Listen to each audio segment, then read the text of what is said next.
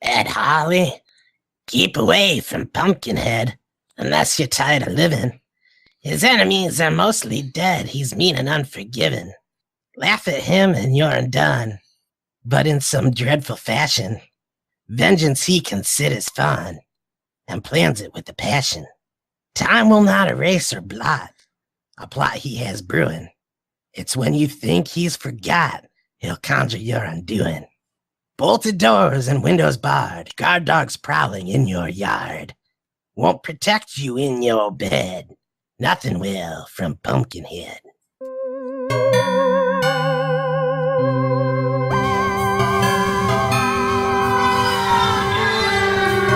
Welcome to the Escape Podcast, Monster Month.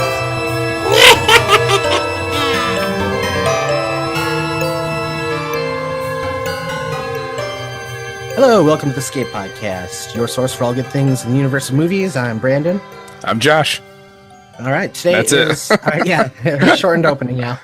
Today is our second episode for Monster Month, and today we're going to be covering Pumpkinhead. I'd like to thank the witch from the movie for doing our cold open there. What episode number is this, Josh? This is episode 28. Okay. Before we get into the movie, there's a couple of things that maybe we should talk about. Well, one is you mentioned the Pacific Rim trailer. You watched it? I did. What'd you think? I wasn't too impressed. Now, you saw the first movie, yeah? Once, like when it first came out. In the theater? Yes. I saw it too. I don't remember. I think I saw it twice in the theater, maybe. I can't remember if I saw it in 3D or not. I have the 3D Blu-ray here. What is your opinion of that movie? I mean, it's a fun movie, but I don't know. The second one looks a little too serious.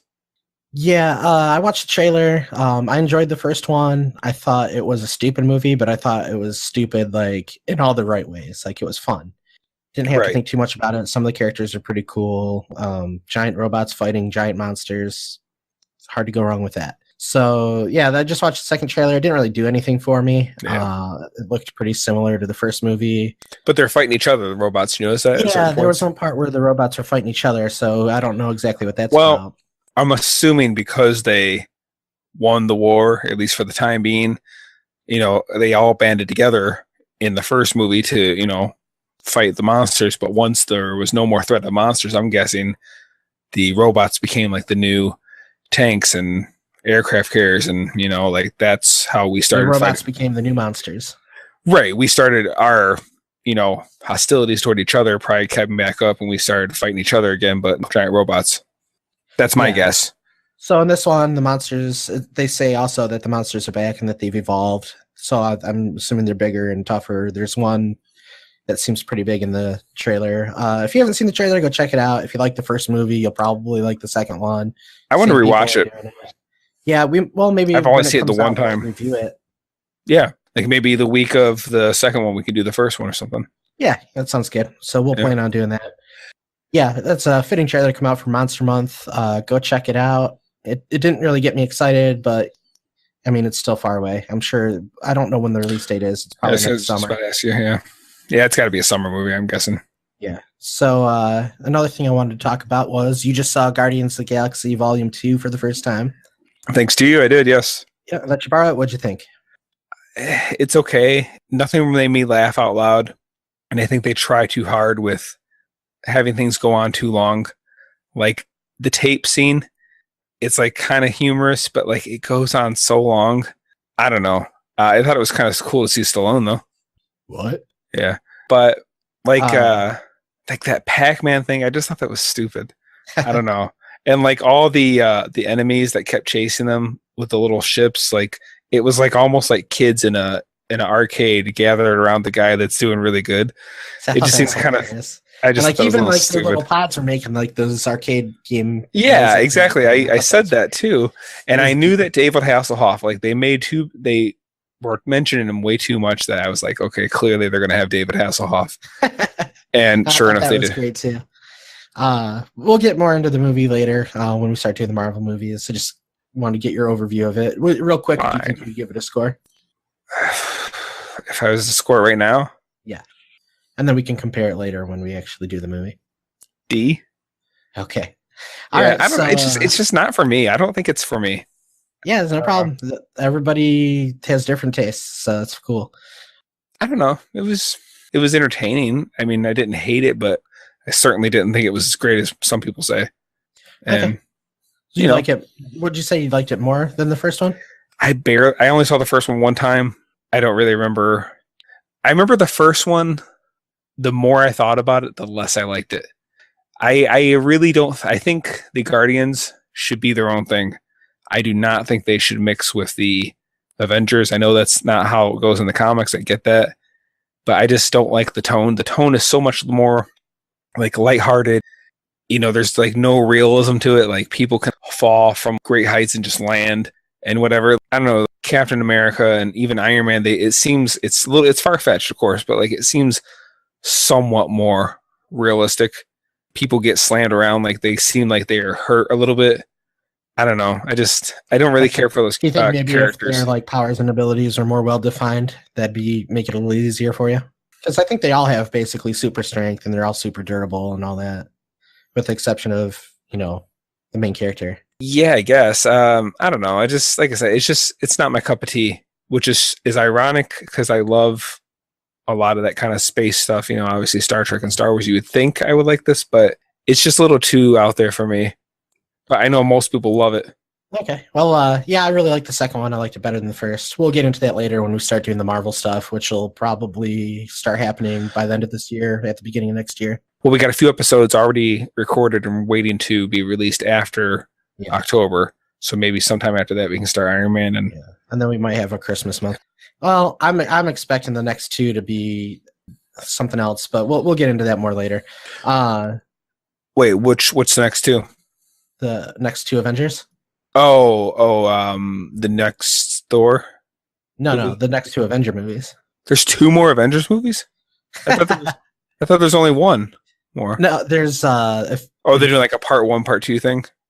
That's what they said at first, but then they said they're not doing that, even though it still seems like they're kind of doing that. They're going to be tied into each other.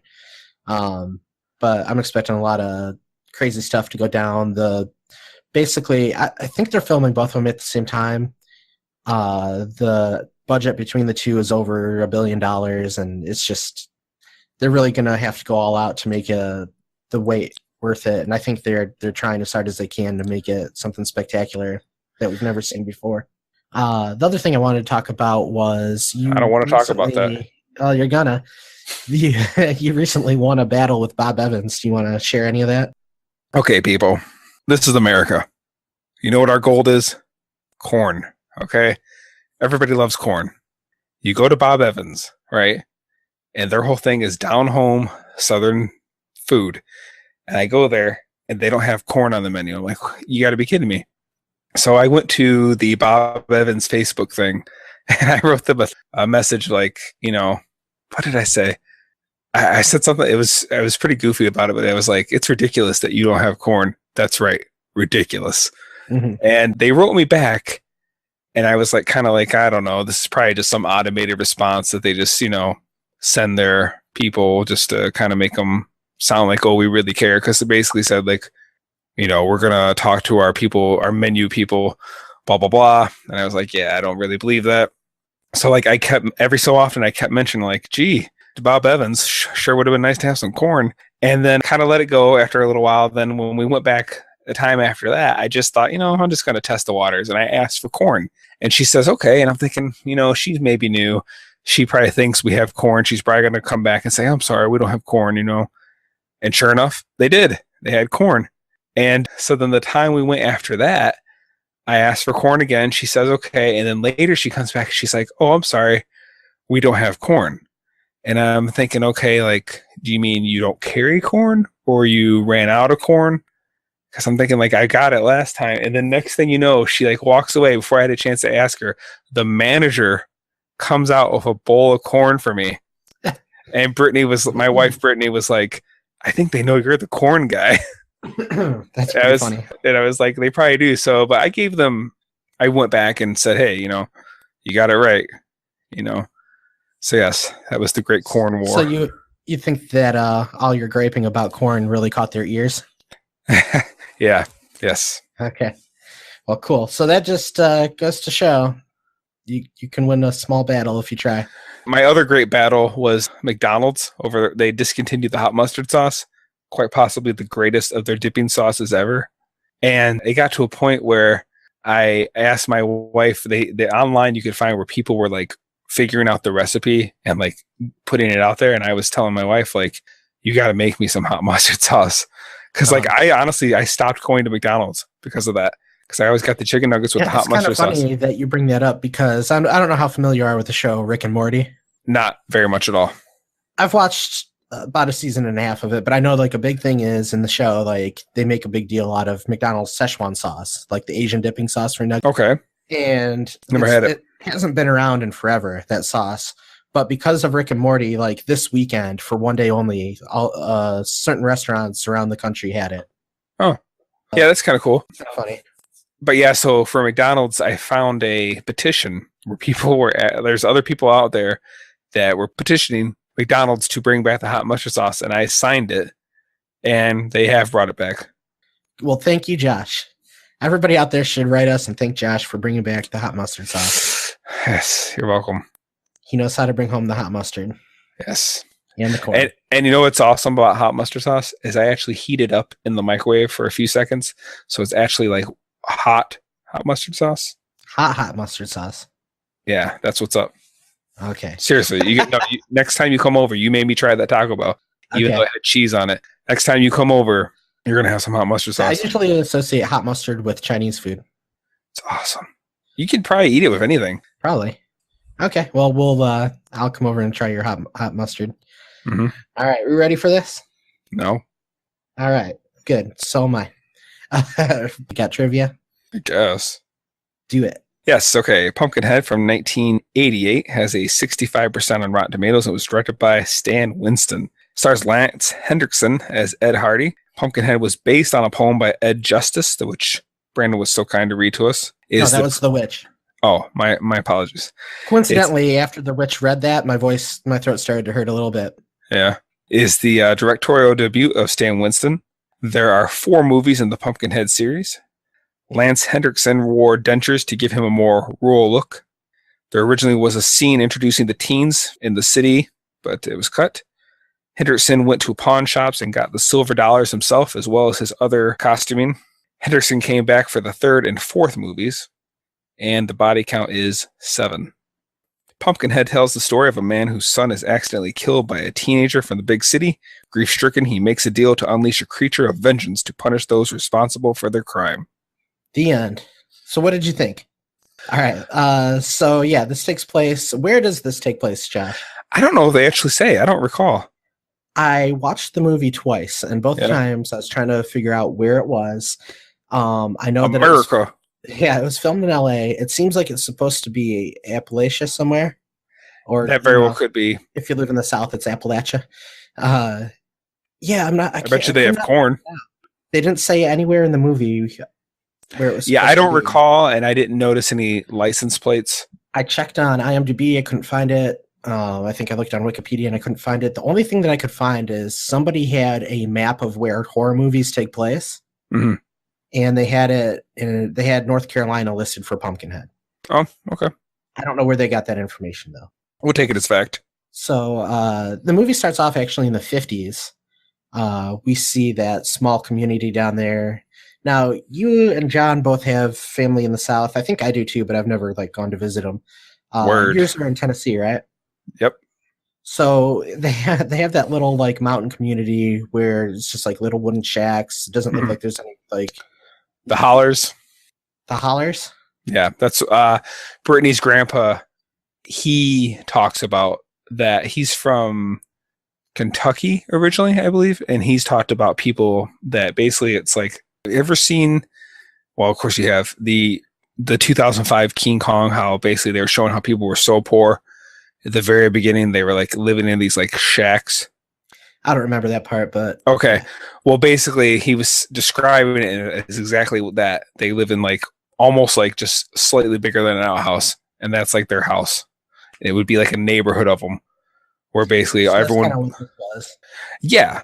I mean, I know that's kind of stuff was happening. People live like that, Mm-hmm.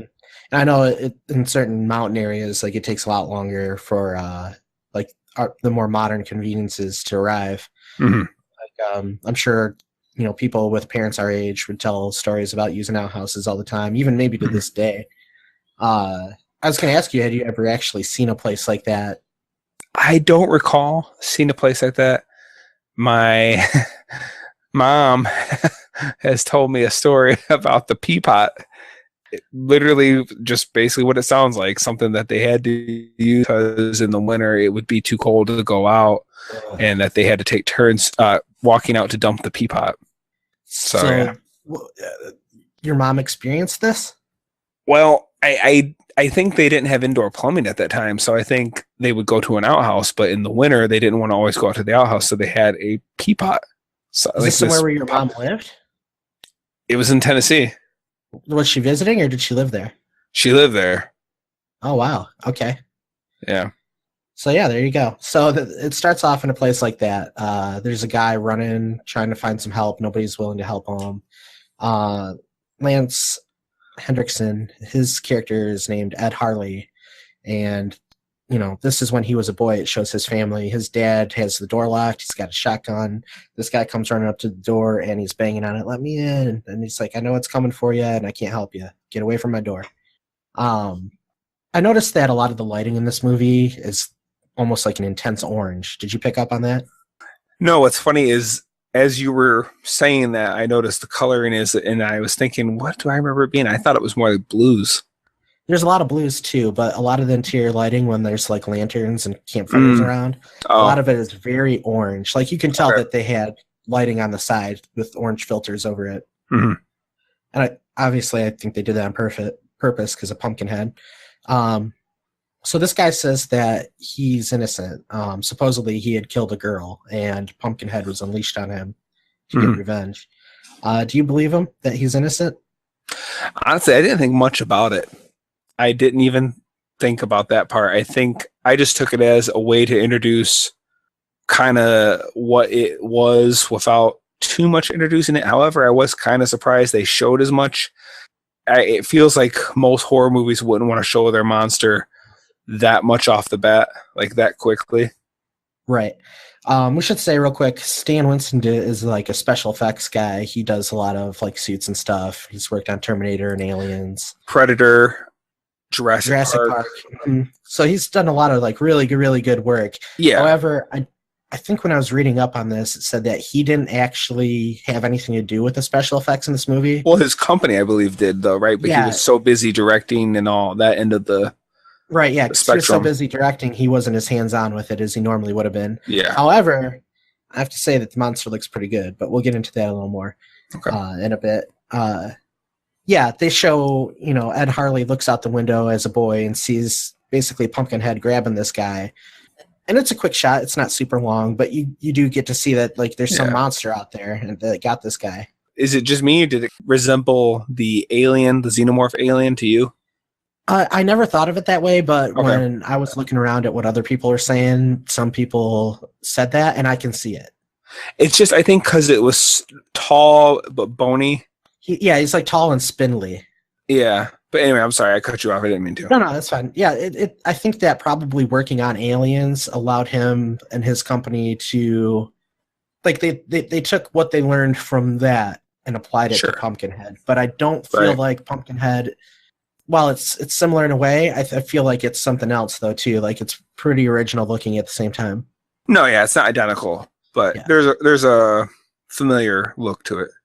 So we flash forward to the future, or present, I guess, after we see him as a boy witnessing Pumpkinhead, and I kind of get the impression that he always wonders, like, was it for real? Was it a dream? Pumpkinhead in this part of the country has become like a local legend, and nobody, like the kids that sing the poem and all that stuff, they don't really know if it exists. It's just something that the parents kind of use to scare their kids with. So you're thinking that he didn't know whether he really saw it or not? Well, because he had that memory of it, but he didn't know that much about the witch. Like he had heard of her before. But I would think like if he knew for sure that that's what he saw, he might know more. Like he might have found out a little more about it. See, I was taking it more as he maybe heard rumors or, urban legend of the woman, but since he saw the creature with his own eyes, I think it was one of those things he tried to bury. He knew what he saw, but he kind of wanted to forget about it, or kind of, because it seemed like when he was hearing those kids taunt the other kid, it seemed like it was kind of like, bringing images back to his mind. At least that's how I took it, but I don't know.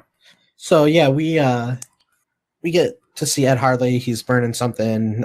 He's a single father. His wife has passed away. I don't think they ever say of what. I didn't see it on I don't think so. tombstone. They do show her tombstone later, but I didn't notice it. Mm. He's got a little boy, I'd say probably around 6 or 7. Yeah, I would think 6 or so. Maybe little boy named Billy. He looks like a little bit of a runt. He's got thick glasses. He reminds me of the kid from Jerry Maguire. Yeah, I can see that. So Ed tells Billy that when he was a boy, his grandmother would wash his hands for him, and her skin, this is what he says, her skin was as thin as tissue paper, and it felt so good. Did that sound weird to you at all? I did notice that line was kind of weird, but yeah. I don't know. That's really stuck out to me. Anyway, you get introduced to them. They have a dog named Gypsy, which is also the same dog from Gremlins. Don't lie to me. And you see that Ed really cares about his son a lot. You can tell like the relationship is a really good one. Mm-hmm.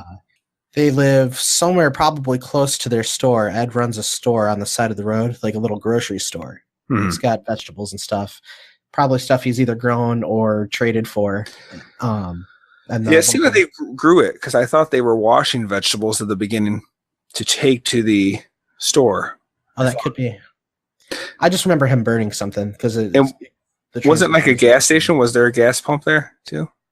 Or, I mean, it's irrelevant, but I thought that's because the teenagers, when they stopped there, they were getting things, and I didn't think it was just food, but it's not really relevant. But I don't know. Well, I'll have to go back and watch. I can't picture a gas there, but it also sounds right. We'll just say I'm right. All right. So it's a gas station grocery store. Local people. And didn't it have a burger stand too, like and a motel? Yeah, well, he had the Olympic size in-ground pool. Okay, all right. It was just all the small things that you'd expect. In a movie theater. Yeah, it's a movie theater. All the little small things you'd expect a little shack on the side of the road to have. Yeah. The college kids shows college kids are on their way to a cabin somewhere in the mountains. There you have 2 vehicles, a truck and a car. I don't know what kind of car that was. It was a fancy sports car. Do you know? No, I am not a car guy. I'm not a car guy either. It had 4 wheels. If anybody out there's seen the movie and knows what kind of car that was, go ahead and let us know. I tried to find it, but I couldn't figure it out on the internet. We get introduced to the kids. Kids don't really have a lot of character development throughout this movie. There's really only 2 that I feel get any, and that would be Joel, who's the jerk, and Steve, who's his brother. Yeah, I mean, they did give a little personality to, the one girl that was most shook up about the kid getting hurt. Mm-hmm. Her, I'm assuming that's her boyfriend. I don't recall his name. Yes. I'm not sure. We'll have to edit that. Or maybe I'll keep that in. I don't know. That was Pumpkinhead coming up to say hello. Well, first off, I was shocked, kind of rewinding back a little bit. I didn't know that Stan Winston directed anything. That when his directorial debut, right? Right, but I'm saying, first of all, I had seen this movie one time before, several years ago, and I remembered only 2 things about it. One was the scene where the creature grabs the guy, and you can clearly see the wires holding him so that his body gets flipped around. Do you remember that part? I do remember that part, and I always look for it, but I never see it. I remember you pointing that out to me, because I think you and I had actually seen this movie a long time ago at John's. Really? And I remember I know I saw it at Katrina's the first time. As far as I can remember, were you there? I picture us in John's basement, and the thing I remember most specifically is towards the end when you said you can see the wire holding the guy up. Oh, wow. Okay, and then the other thing I remember was the fact that eventually the creature's face started to resemble the main character's face. Those were the 2 really only significant things I remembered about it. But anyway, so when I watched it this time and I saw directed by Stan Winston, I was like, whoa, I didn't even know he did anything. And I looked him up, and besides this movie, he only did, I think it's called A Gnome Named Norm. Mm-hmm. And that has Anthony Michael Hall in it. And it's like basically, got a little creature, of course. And then like I think he did some like made for TV movies, and that's about it. But I didn't know he did anything. Did you? Oh, I knew he did this. I wasn't sure what else he had done. I'm more familiar with him because of his special effects work. Yeah, exactly. I knew who he was. I just didn't know he did any directing himself, even one movie. Right. I just tried to look it up to see what he's directed, but I didn't see anything. So I think you got it all covered. Yeah. The kids don't really get a lot of background or personality, just a little bit, like enough to know kind of like who each one is in a way. Yeah, but I think though a lot of those 80s horror movies, like especially like your Freddy's and Jason's, I feel like most time the teenagers are just somebody to kill. Like I don't think they usually back in the 80s too much, probably even the early 90s, they put too much into their kid characters. It's just all right. So this is something for the monster or the killer to kill.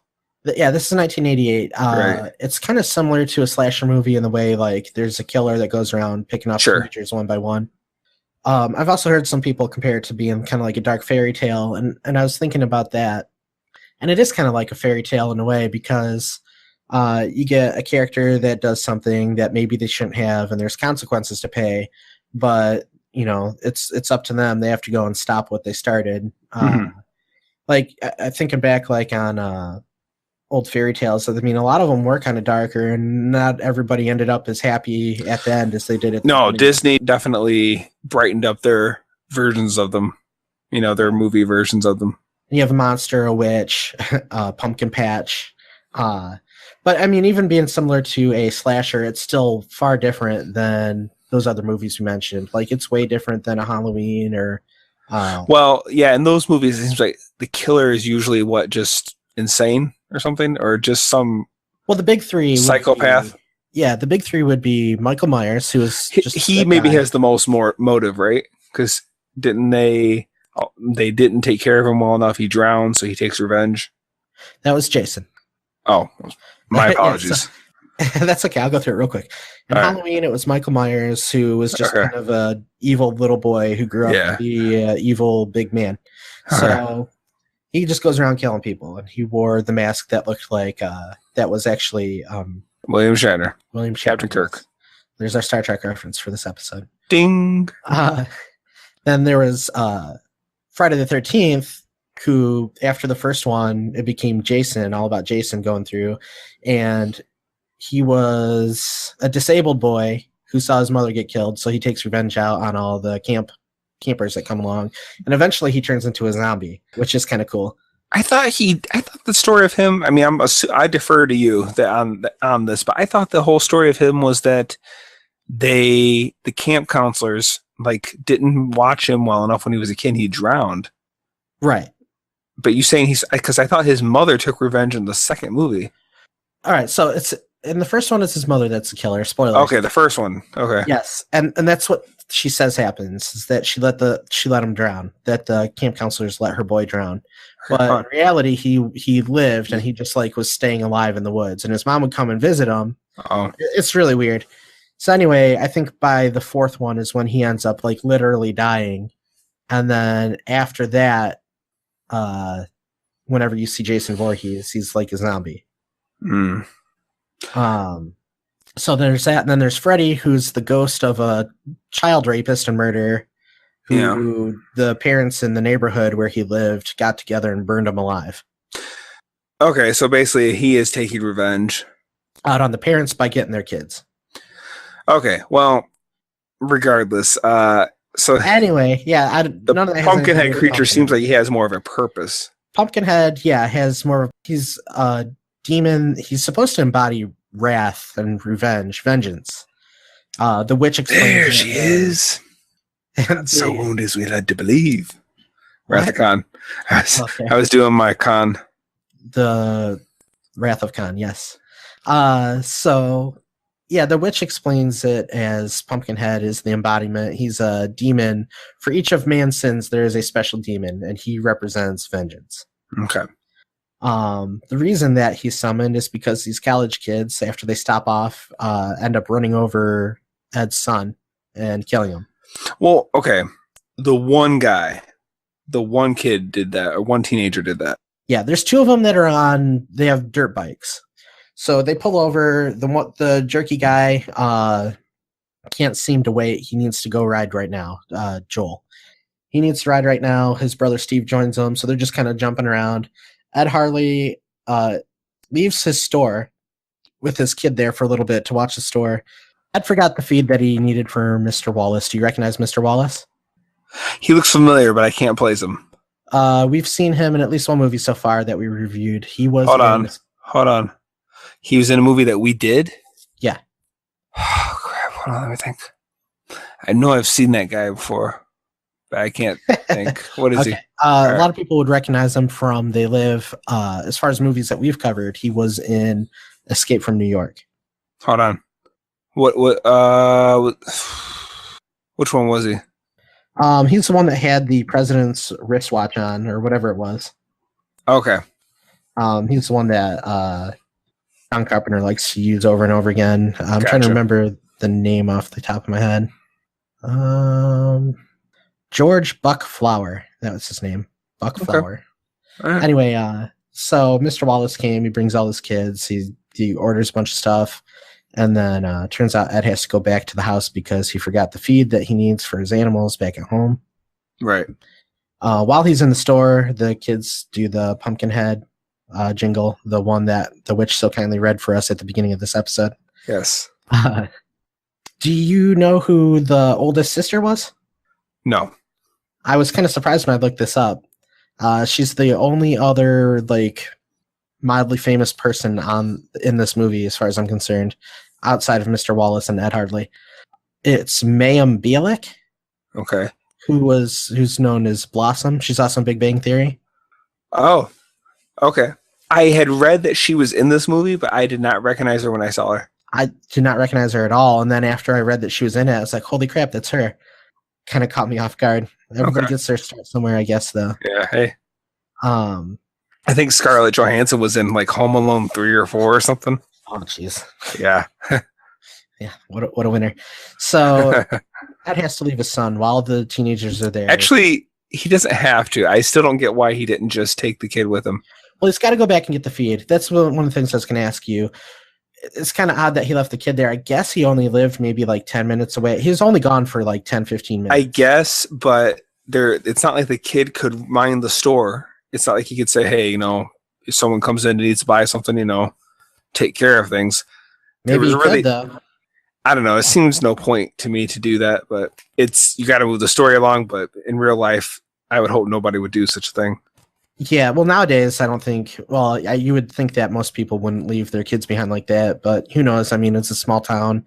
Maybe he felt like if a customer came by, he needed to have somebody there to say he'd be right back. As we find out later, there's no phone or anything in there either. Could put a note on the door. Yeah, that's true. So, but again, I know it's got to serve the story, but anyway. Yeah, it was kind of odd to leave Billy behind. So The dog runs out, Gypsy runs out to chase the college kids on their motorcycles. Billy comes running after the dog. The kids are doing jumps with their motorcycles, and bam, Joel, the jerk, ends up running over Billy and not killing him immediately, but he's in really bad shape. Mm. They wait around for a little bit to see if anybody's going to come back. Nobody does. Seems like all of them except Joel cared enough. It doesn't seem to me like any of them wanted to leave the kid except for Joel, the one that actually hit him. Mm-hmm. Yeah, he's like the bad guy of this movie, basically. Sure. Joel is. He's kind of the villain. He had been drinking in the car. He says he's already had an accident where he injured a little girl, so now he's on probation. Mm. So he's in some deep crap. But all the other kids try and find a way to help Billy out, and they can't. There's no phone anywhere. This is 88. There's no cell phones. There's no internet. There's nothing that they can do. They probably didn't even know where the hospital was at, or the police station. So their idea is, we'll go to the cabin where we're supposed to go, call from there. Mm. Going back real quick to Mr. Wallace's his kids. He's got 5 grandkids with him, and they're running around on the truck. They kind of reminded me of Pigpen from Peanuts. Like they're all covered in dirt. Seemed like if you touched one of them, a cloud of dust would fly off of them. Anyway, so the kids go back. Joel's freaking out. Everybody's concerned about Billy except for him. He says they'll fry me. He ends up beating up his friends and basically holding them hostage back in the cabin. Yeah. Steve is the only one that stays behind, and Steve is looking after Billy when Ed comes back. Ed sees Billy laying there, and he's shocked. Like, he just doesn't say anything. Steve doesn't really try to explain what happened. He just says it was an accident. Can we help? And Ed looks at him like he's going to kill him. Right.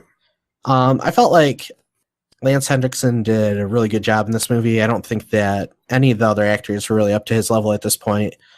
You can really see like the pain and the hurt in his eyes and the confusion, the frustration as different things happen. Billy ends up dying in his hands, and you can see like just hatred start to fill his heart for a minute there. And he gets so frustrated. He wants to get back at these kids. Well, what 80s horror movie wouldn't be complete without some kids to kill? Right. The acting done by Lance Henriksen, like I said, is just great. He's the best actor in this movie. The witch is okay, but other than that, it's kind of eh.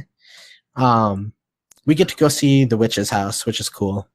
One of the things I have a question about is Joel. Like, Joel's Steve's brother. Why does it seem like none of the other kids really know him?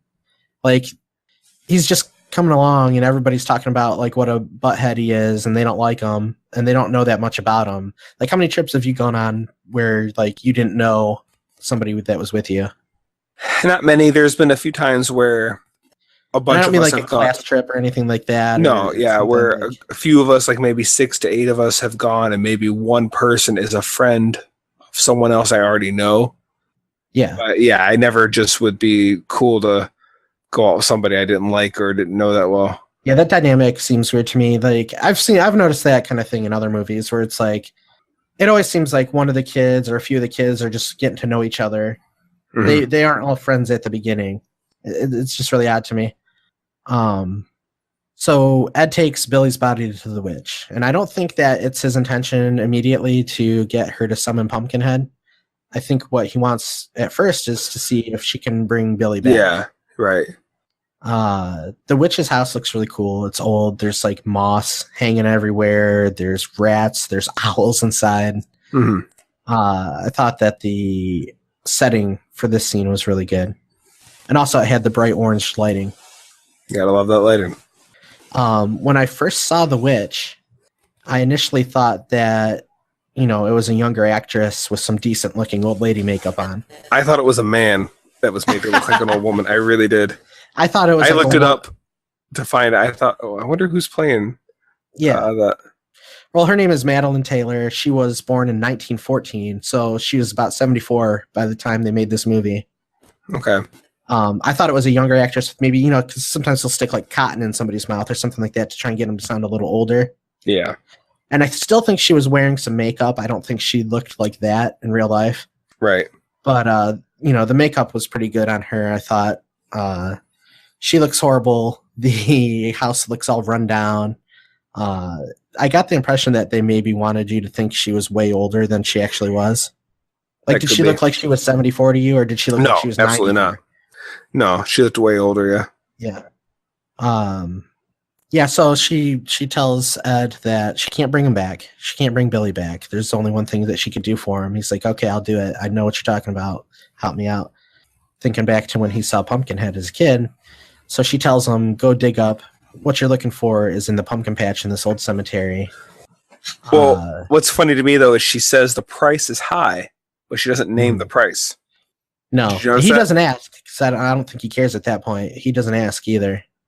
Yeah, I guess not, but it was just weird. She says it's a high price, what you're asking for.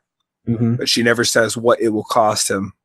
Right. And it does end up costing him a pretty big price, I think. Yeah.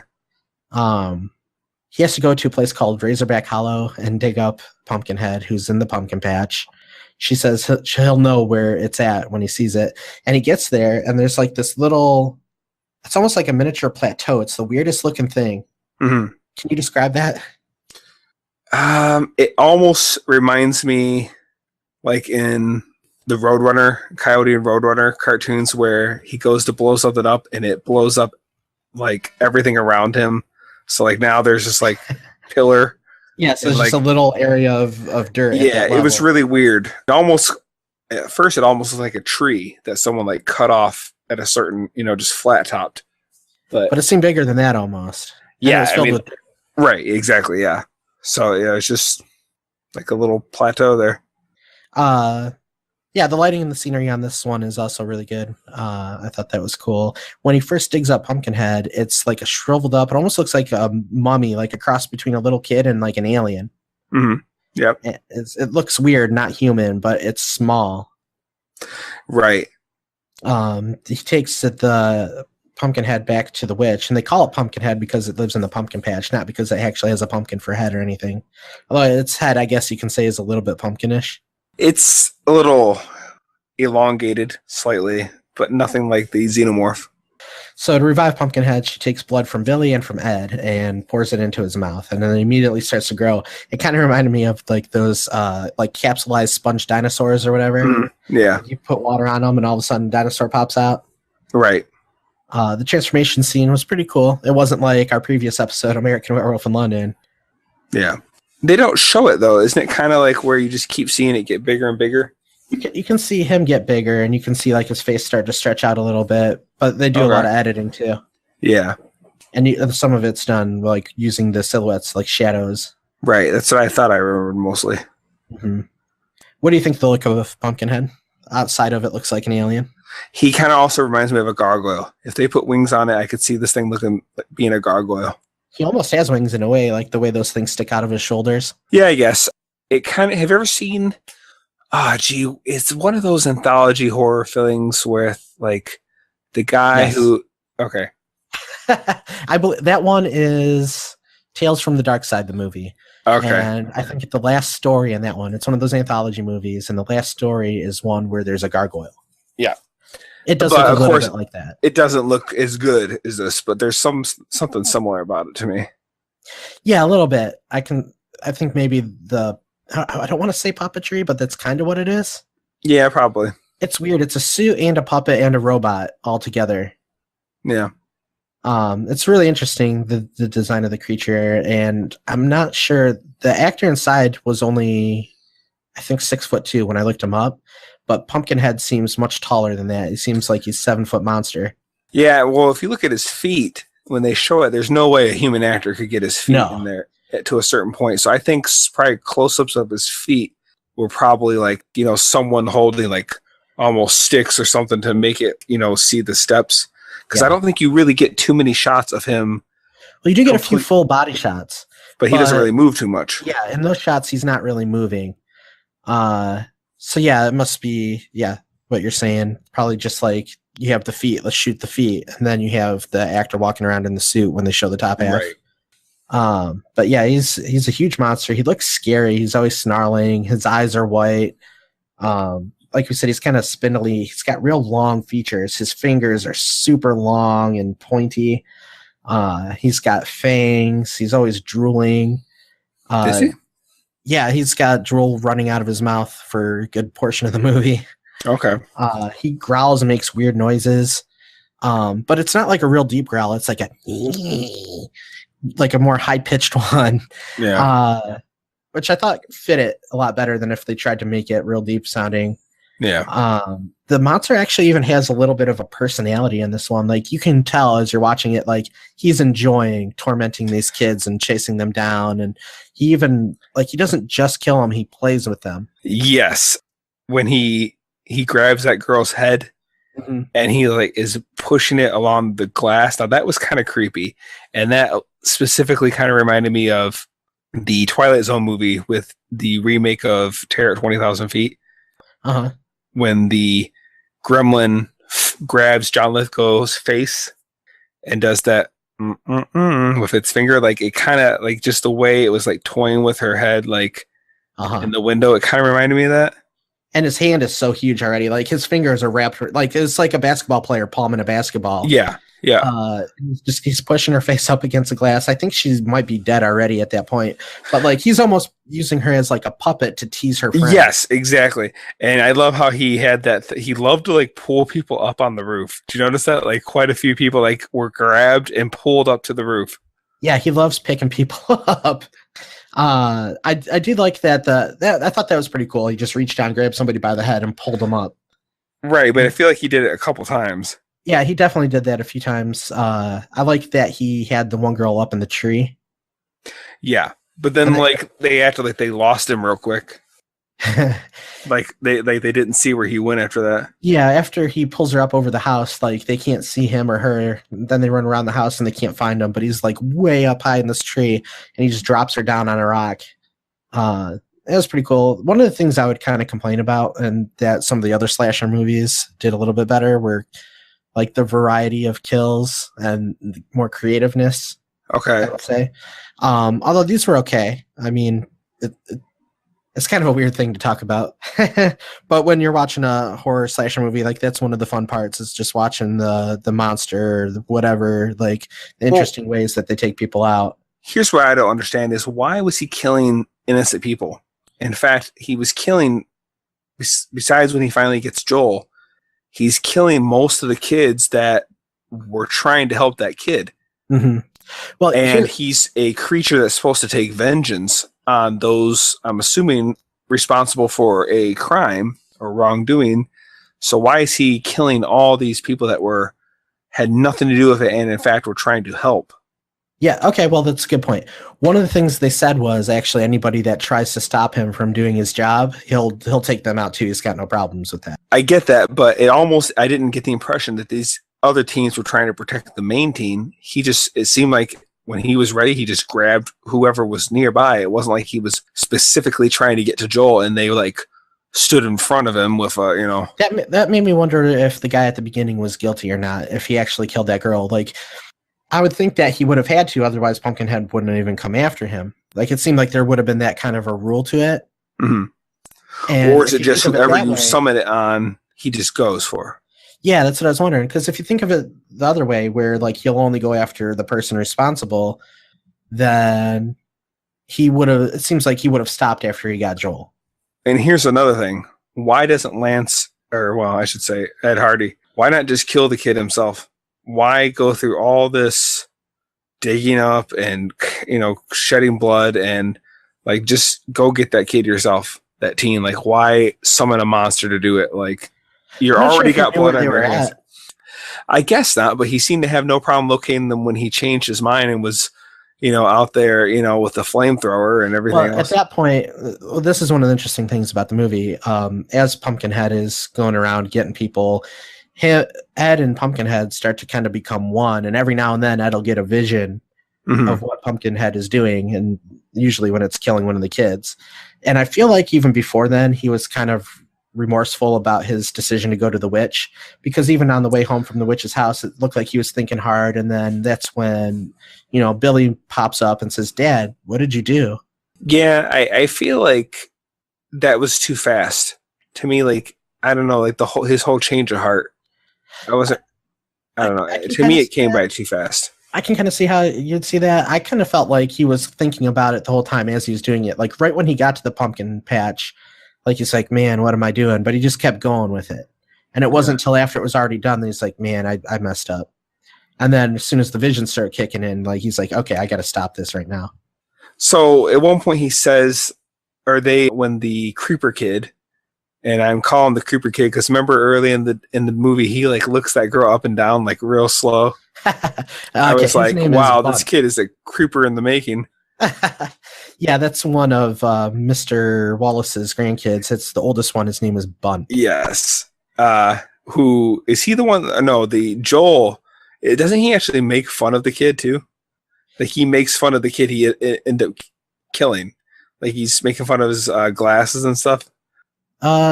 Maybe it was either him or Chris, but Joel got most of the jerk parts. So like, I mean, I don't feel bad for him, but like, in a way, I mean, because he totally wanted to just run off and do that. But anyway, the kid, what'd you say his name was? I already forgot. Bunt. Buck? Bunt. Like you bunt a baseball? Bunt. Okay. He what does he say? They ask him like, what's causing this? Like they didn't know.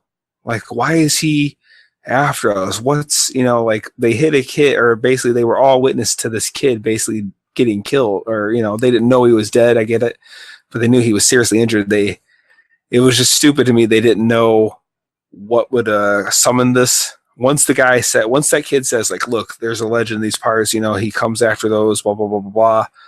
They were like, well, what would be the reason he would come after us? But they kind of should have known that it seems like they should have known a little sooner. Like, oh, that kid probably didn't survive. Right. Yeah, they probably it was just kind of silly. But also, like, I guess like if you're up there, you're already dealing with this other thing, then all of a sudden there's a monster in front of you. You're probably not thinking too straight either. I guess. Yep. Yeah, the order in which the kids die kind of really started to bother me when I watched it through the second time. It seemed like for sure Steve and Joel should have made it to the end, and with Joel being the last one, and maybe Steve surviving or giving himself up, sacrificing himself to save somebody else, because they had already kind of established Steve as a good guy who was really trying to help. Mm-hmm. And then his evil brother, Joel, who was a dork who only cared about himself. Right. And was pretty much a jerk to everybody throughout the movie. Like Joel was the villain. It seems like he should have gotten it last, but he kind of died in the middle of the order of kids. Yeah, I agree with that. Yeah, or he may have even been the last one killed, but he was still chasing the other two plus Bunt. Bunt. Yeah, it's a funny name. Bunt Cake. So it just seems really weird. And then the two that we're left with are two that like we had the least interaction with, the least character building at the beginning of the movie.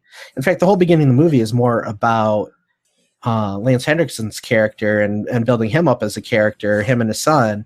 And then the second half of the movie is all about the teenagers who we didn't really get that much of an introduction to. They just didn't write well for them. Okay, think about this. So after he hits the kid, he goes back to the cabin quickly. He yanks the phone line. When the one guy gets in there and he's trying to do it, he like punches him in the face. He hits him with a log and then locks him in a room. But then later when he finally unlocks it, that guy's totally over it. Mm-hmm. Like, okay, if you punched me, hit me in the head, locked me in a room, and then like an hour later was like, okay, like I wouldn't be just like cool with you now, but like he was totally over it. It doesn't seem, realistic or thought out well. You can tell, like, as you're watching it, it feels like it might be like the first attempt at making, a decent budgeted picture by a lot of the people involved. Like, it's Stan Winston's first time directing. I'm sure a lot of other people, it would have been one of their first jobs as well. The acting is okay for the most part by everybody. It's really good by Lance Henriksen, but everybody else is just okay. The editor, I felt like maybe there was every now and then there were scenes where it just seemed like it was edited a little bit weird. Okay. And every now and then it seemed like the camera shots we were getting weren't exactly the right camera shots. And I don't know if that's Stan Winston's fault, or I'm sure he had a director of photography there. Yeah. But it seems like there were mistakes made, from inexperience for the people doing the jobs that they were doing. But at the same time, I really feel like if this is somebody's first movie, they did a great job. It's like, well, yeah, I think his area of expertise is obviously creature design and all that kind of stuff. So this is new territory for him. So I can kind of, give him a pass on that. Mm-hmm. But like you said, you think you would want to, like every time I've watched any or read anything about, for instance, like these Star Trek guys, when the actors decided to start doing movies, directing the movies, they typically would talk about how they would get consultants about, how to get the right angles and how to, like they seem to surround themselves with people that really know their stuff, like kind of to shadow them. And I don't know if I don't know that much about this movie in terms of the behind the scenes, how much he did that, but it's definitely not his area of expertise, but I can't blame the guy for trying. Yeah. It was and I'm not saying it's not a bad movie, but it's not mind blowing, Parts of it are pretty amazing, I think, and like really set it apart, make it different than the other stuff that was around at the same time. Okay. Then there are other parts where it's like, had more experienced people been involved here, like maybe the writing would have been tightened up. Who wrote it? Do you know? I'm not sure. Because like, did it seem like the way the whole like picking off one by one was just a little bit like the Predator? The whole idea of like something. Well, yeah, that happens like in other horror movies, like we're saying, the Jason, Freddy, and all that stuff. It's one by one, and like, yeah, he's had experience on Predator and on Alien too. The same thing, right? Alien Which the flamethrower scene, like when he was going after him with the flamethrower, that kind of reminded me. Was that Alien 2 or Aliens, I should say? Which one does she have a flamethrower? Is that part 2? I get those two confused. I know at the end of the second one, she was in the like suit, right? It's like a forklift, yeah. Yeah. So maybe in the first one there was a flamethrower. Yeah, it's like now this was probably maybe one of the first movies to do it, but it seems like it's a reoccurring thing in these movies where the bad guy or the creature, the monster, and the good guy or whatever have a connection where they either share dreams or they share emotions or they share physical that's a little bit or whatever. Time. That seems like that whole thing is, well, how do you know it's going to be there? Because I know how he thinks, or something like that. It seems very overdone now. It might have been the first to do it at its time, though. I do like how this one did the exposition, like the explanation for the creature. Like the witch just comes out and says, it's a demon of vengeance. Do you want it or no? And doesn't really explain anything else about it, which still kind of leaves a little bit of mystery there. Yeah. And like, you don't know like how this thing got started or where it came from. And at the end, you kind of get an idea that maybe it's been around for a while. And then even like the kid Bunt, like he says, there's just these legends, like there's Pumpkinhead, a demon that'll come out and get you if you do something wrong, but it's got to be really wrong. And like that's all he knows about it. So like they kind of explain it enough to where you get the idea what's happening without overdoing it, which is pretty cool. I'm looking at the writers right now. So Stan Winston, Richard C. Weinman, Gary Garani. I don't know if I'm saying that right. And Mark Patrick Carducci. None of those names sound familiar to me. Right. Yeah. So I don't know. I can't click any of their names except for Stan Winston. I think I had put my son to sleep. Brittany went to bed, and then I was like, well, I'm going to stay up and watch this movie and try to, get ready for this. And it was actually quite disturbing for me, the whole kid getting killed, because I knew I had kind of forgotten about it, but as it was coming and you kind of like, okay, I know they're going to kill off this kid. And it was kind of bothersome for me. That bothered me. As a father? Yeah, it bothered me because I worry so much about things, like the gate. I'm always showing you that little clamp thing because that gate will just push right open. I have that clamp thing on there that keeps it there, and I just constantly worry about stuff. And that it kind of bothered me. It made that pretty hard for me to watch, and it took me a little bit to kind of just swallow it and get past so I could watch the rest of the movie. It did kind of shake me a little bit. So was it the way that they did it and the acting and like the way they set up the scenes that really got to you, or was it just the whole idea? Yeah, it was just the ideal of, how you can turn your back for a minute and something can happen, and it just bothered me. I'm always going around the house trying to make sure scissors are put up and the handle, the pots and pans aren't hanging off the stove where he can grab them and pull them down. It changed your perspective, because like when I saw this movie the first time, whenever that was, I thought it was at Katrina's, but maybe it was at John's. I'm not sure. I assume that you had seen it before John's because you told me about The Wire. Yeah. You said it before that happened, which I can't see now. Every time I look for it, I can't see it. I don't know if it got edited. Yeah, I was going to say maybe this is an edited version, but regardless, it's like I knew that was a sad scene, but I didn't have the, things change you, like things that I don't know what I'm trying to even say. It bothered me is the best I can put it. I know what I want to say, but I can't quite get it to come out right. I don't have any kids, but if I did, I know like just the idea of like something out of your control happening to take them away from you just seems so horrible. And well, it's that, but it's also the fact that, again, I'm thinking he shouldn't have left his kid there. He should have taken his kid with him. There's the fact that it wasn't just a pure accident. It was kind of partially his fault for doing that. I don't know. But again, I know it's a story and you got to have some reason for, A to get to B, to get to C, to get to D. But anyway, Continue. Sorry. Well, all right. So as the movie's going, we start to realize that Pumpkinhead and Ed are kind of connected in a way. Mm-hmm. And it seems like it kind of happens on and off a little bit, but as the movie goes, it gets worse and worse for Ed. Yeah, he's seen they show isn't like where he's seen where he's going, the monster. Yeah, like you can see where he's going. He sees most of the time when he's killing the kids. Mm-hmm. That's, he decides to do something about it. He eventually finds them. He tries to stop the monster. I think he takes the 3 survivors, Bunt, Chris, and I forget the girl's name, but he takes them back to his house, and he's hiding them there.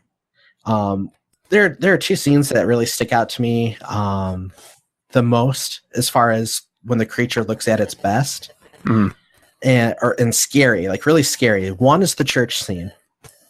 They're hiding in that old burned out church, and they think, well, maybe it's hallowed ground and it can't come here. Well, they're wrong for whatever reason. So Pumpkinhead ends up showing up there, and just like the lighting, like it's flashing the white lights almost like lightning, but I don't think that there's like any thunder or anything. And did you notice that every time Pumpkinhead kind of comes around, you can hear it, like it sounds like cicadas? I don't remember noticing that, no. Yeah, there's always this noise around him. It sounds like cicadas, which I think is just super creepy. But he's standing in the doorway, he's drooling, and like a couple of the shots from outside of the church, but through broken boards, this blue light shining down on this monster as he's just kind of creeping in, taking step by step. His fangs hanging out, drooling, his claws hanging there. It's just really well done. A couple of the shots. So they have him grab a cross. There's like a cross, and I can't remember. Does he take it? Does he throw it? Does he smash it? I can't remember. He smashes it. What were they trying to emphasize? That there's a demon and he hates God. Okay, was that what they were getting at? That's what I assumed. Okay, this thing really is a demon. Like it despises the other side. Gotcha. There was a cool focus shift that they did, and that was when I think it was the girls were in the cabin. This is kind of rewinding back a little bit. I think the guys were out. I can't remember what they were doing, and they show the girl. None of them are looking out the window, but there's a window behind them. Yes. And the girl's talking, and it's mostly focused on the forefront, the girls, but then as she moves, then all of a sudden you see something that's been there the whole time that you're not really noticing move past the window. So basically he was standing still while the scene was going on, and that was focused on the girl. And they weren't looking out the window. They didn't notice him at all, and you just see him walk by. Oh, yeah, that's super creepy. That's pretty cool.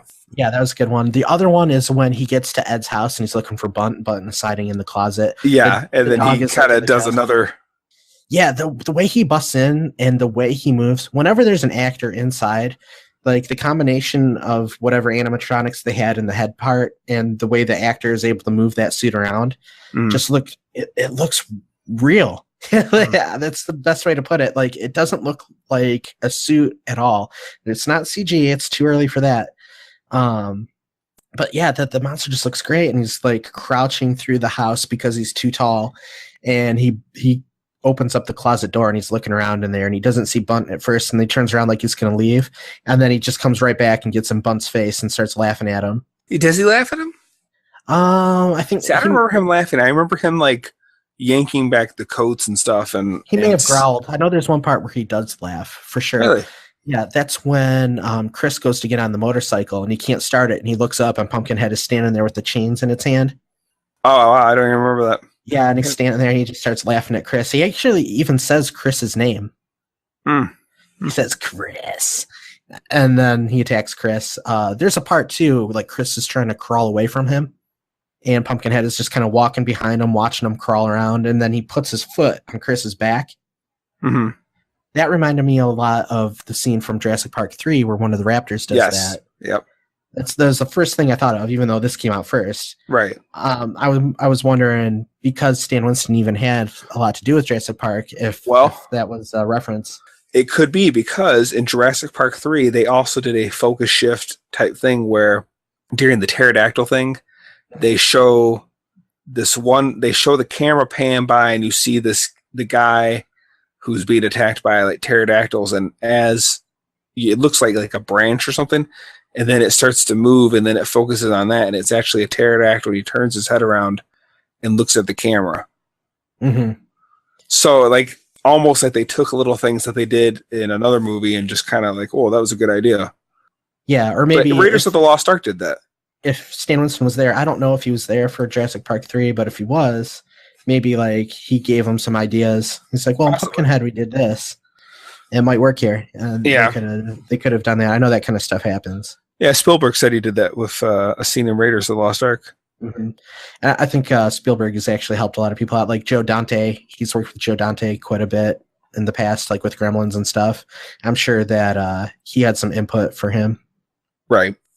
Yeah, so that's pretty close to the movie. Well, hold on. I have a question. Does the person who summons him always become the next one? Or is it only if that body gets destroyed? That's a good question that I do not have the answer to. I assume that could have been part of the price. Yeah. But I thought, well, gee, once he does what he does, if that creature's body doesn't get destroyed, why would the next guy theoretically become one? Because he knew to have two of them. I think that's what was happening with Ed as he was connected to Pumpkinhead, because even like the very last shot. So like as the one dies out. Yeah.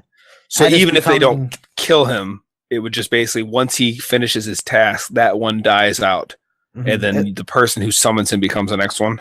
Yeah. I wonder if maybe, like, let's say Pumpkinhead had succeeded and took everyone out. If Ed had kind of like merged with Pumpkinhead, not necessarily just become the next one, but like if Pumpkinhead were still alive, because Pumpkinhead started to look like Ed too. Yeah. Mm-hmm.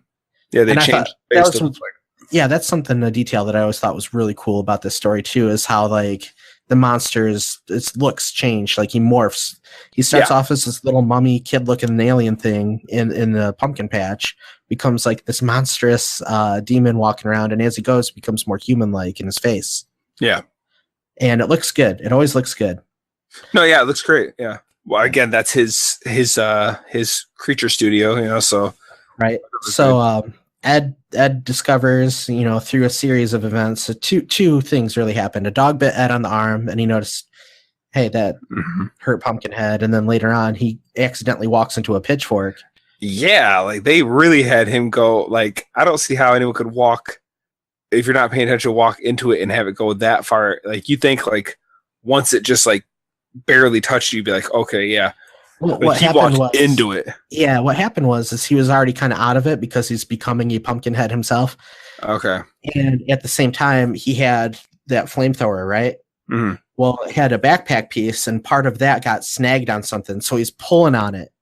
Oh, and once it got loose, he went right into the pitchfork. Gotcha. And he noticed that really hurt Pumpkinhead, so he's like, all right, I'll just kill myself and get rid of Pumpkinhead. Doesn't work the first time, though. Yeah, so that's what he does, right? He shoots himself in the head. Yeah, and somehow survives it. And maybe that's part of Pumpkinhead keeping him alive or something. But then, the girl ends up shooting him and finish him off.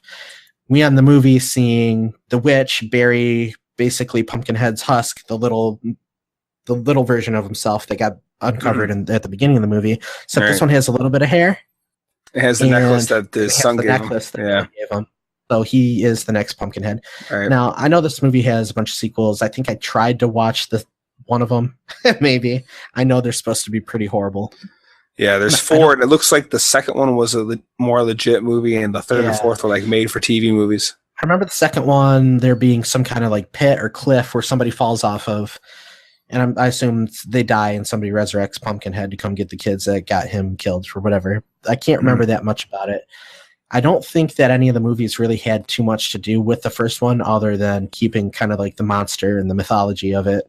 Mm-hmm. It also seemed like in the second one, I don't know if it's just bad camera angles or what. I mean, it had to have been the same suit maybe, but it did not look as good. The monster didn't. I think that maybe one of the things that Stan Winston really did well was he did kind of understand like what camera angles and what kind of lighting should be on the creature to make it look its best.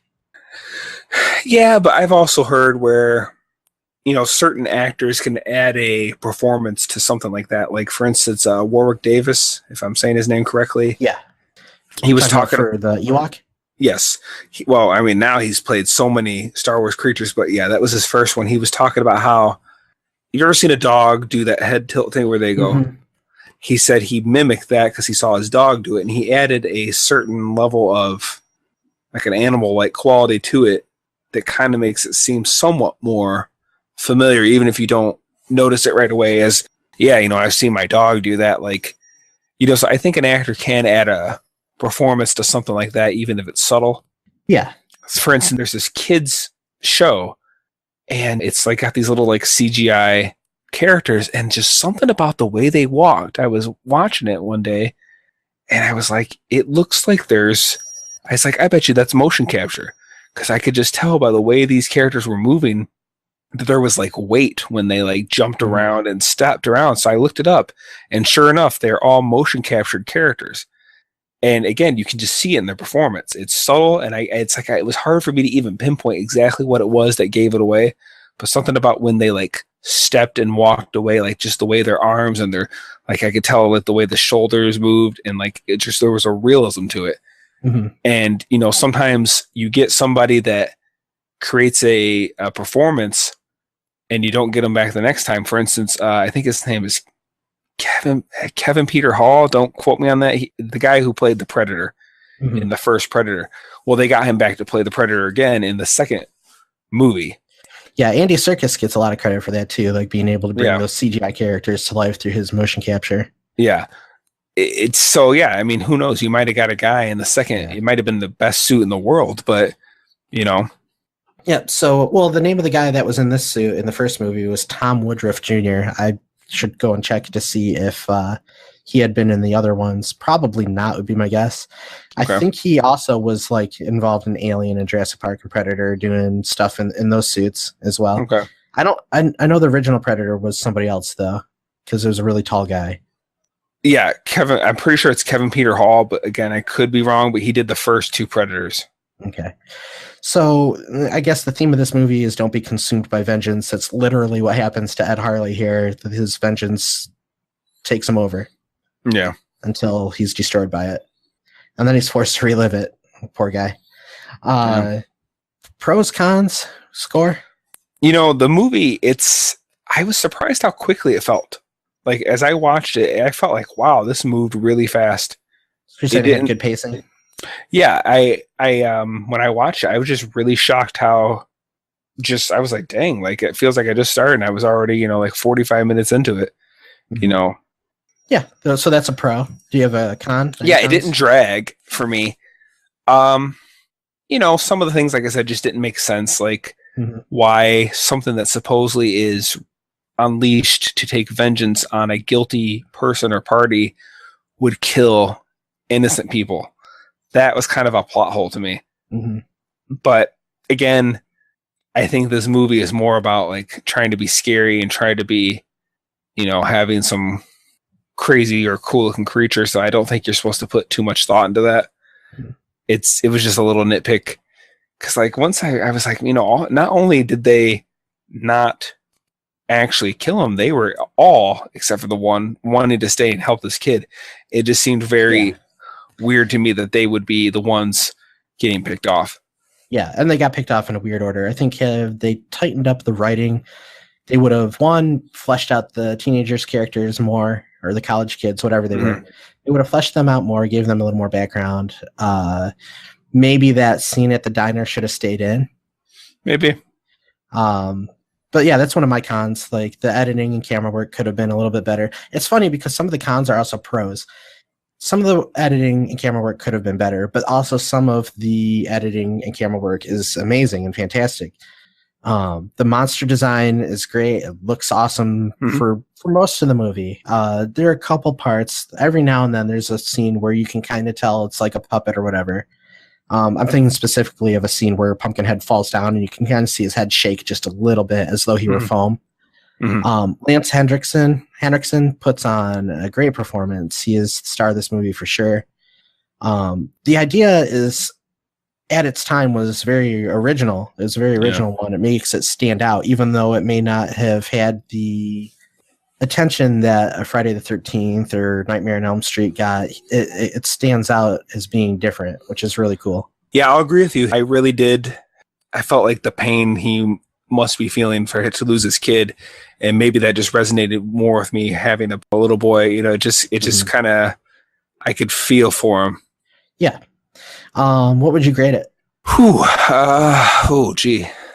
Oh, man. I'm thinking a C. Okay. I originally had a C, but the more I put some thought into it, I decided to bump it up just a little bit to a C+. Okay.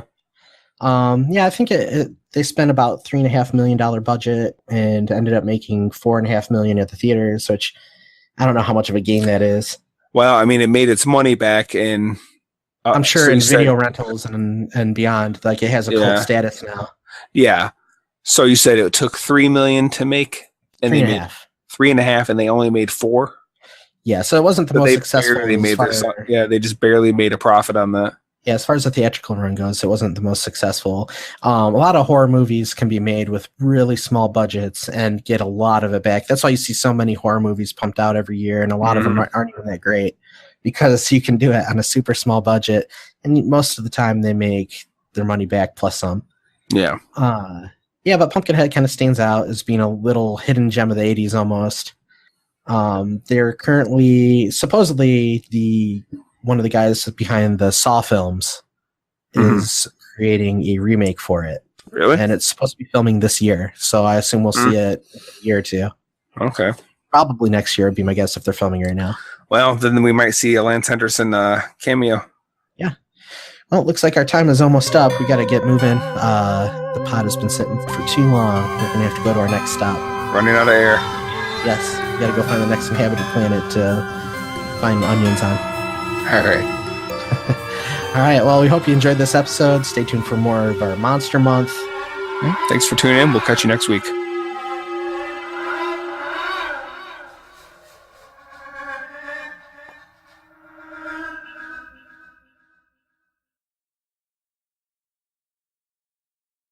Hold on 1 second, though. I need to grab my inhaler. Who is making all these brown clouds? Who is making those clouds these days? Were